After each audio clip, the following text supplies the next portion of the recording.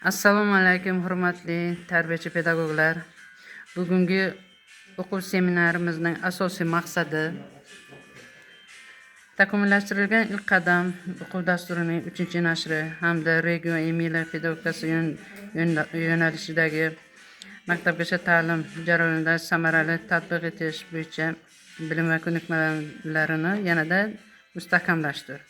Bugungi kunda maktabgacha ta'lim tizimida bolaning shaxsini har tomonlama rivojlanish, uning qiziqishi, qobiliyati va mustaqil fikrlashini qo'llab-quvvatlash eng muhim vazifalardan biri hisoblanadi.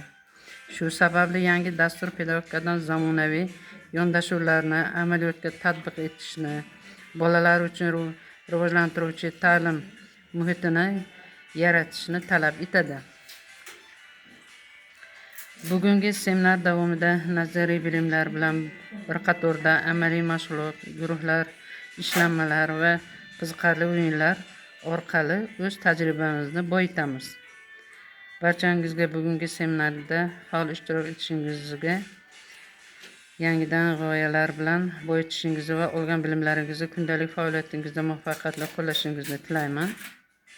Seminar ochiq deb e'lon qilindi. Qizlarimiz bugun amaliyot o'tkazyapti.